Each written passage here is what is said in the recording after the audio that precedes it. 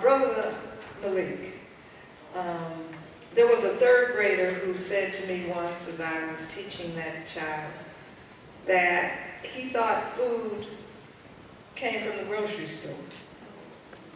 And I was a part of one of those study groups that Mama just talked about, and the result of that was that a group of us got together and started a camp called Gianna, which turned into one of the first schools of CB, Blind Center for Creative Development. And the work you have done in terms of our food security is so central to our future survival. The question we want to ask you to reflect and share on is the way in which we ought to integrate the imperative of food survival and emergency preparedness into the curriculum of the schools that we control. Thank you very much, Sister Iva. I want to start by first giving praise to the Creator, and, to our ancestors, both the ancestors we share collectively and those in my own bloodline. And it's such an honor to be on a panel with such esteemed scholars who I've read and studied for many years, so I'm very honored. As I said in the session yesterday, one of my teachers, Malik Yakini, calls me a baby elder. So it's such a pleasure to be here with my elders.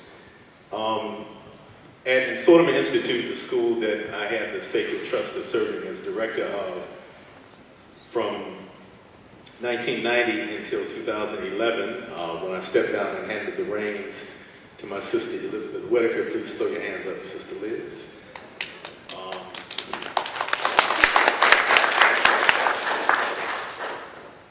We understood that it was very important that we teach children both about their identity and about the ancient aspects of African culture, but also that we address the day-to-day realities that our people are faced with today. And as we observed what was happening in our community, we found that even within the African-centered community, and even among those of us who uplift the Nguzo Saba and the principles of Ma'at, that we were still buying our food with the masses of our people from white people and from Arabs. And so we understood that if we really wanted to create an example of Kujichagulia, of self-reliance, that we had to begin to teach our children to grow food.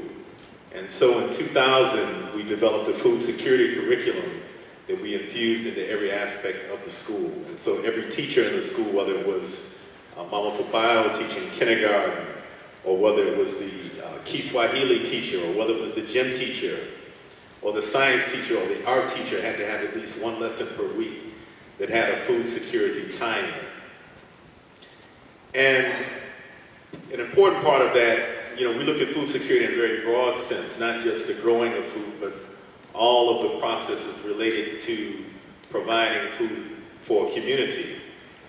And part of that was growing food. So we had a school garden that we developed, and all of the students in the school had an opportunity to begin to work in the school garden.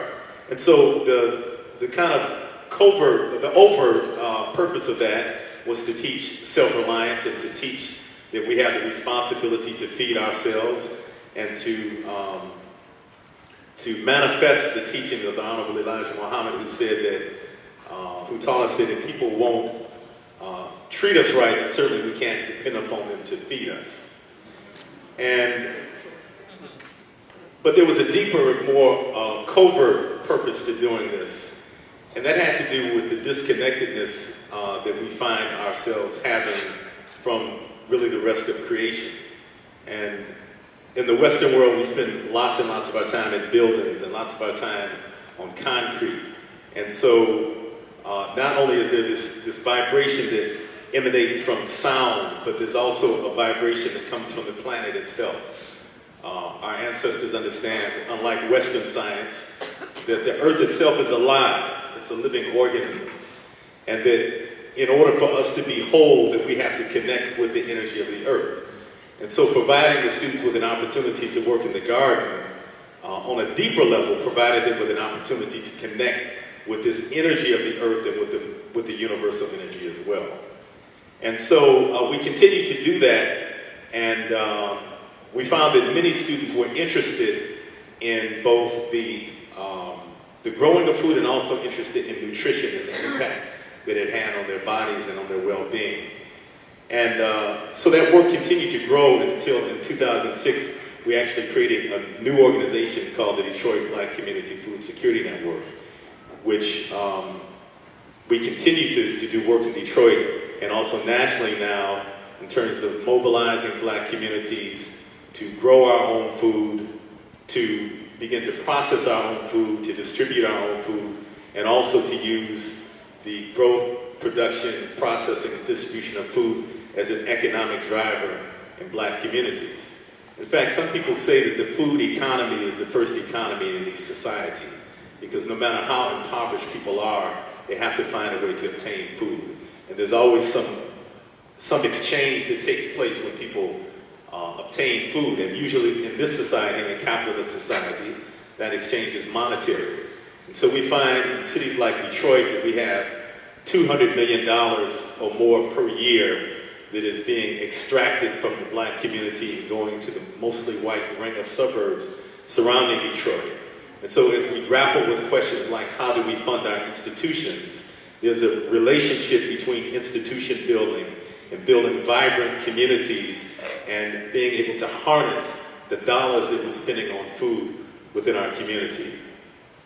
So this in a sense also speaks to a larger issue within the African-centered education movement, and that is that we have to make sure that we're not isolating ourselves from the day-to-day realities of our community. I've been involved in some African-centered schools where you have people coming in and out of the school all day that have dreadlocks and they're wearing beautiful African clothes. And the people who live in the neighborhood are kind of looking and saying, well, what are they doing? What? They don't quite feel like they fit into that. And so we have to make sure that we're not isolating ourselves from the larger community, that we're reaching out to our community and addressing the day-to-day realities that they're faced with. It's very difficult to encourage someone to begin to learn Kiswahili, for example, if they're concerned about their house being foreclosed on, or if they're concerned about having enough food to eat. So while these concepts that we gain from the study of ancestral knowledge are very important, it's also important that we link in with the day-to-day struggle and realities of our people so that we don't find ourselves isolated and we don't find ourselves in some cases becoming elitist.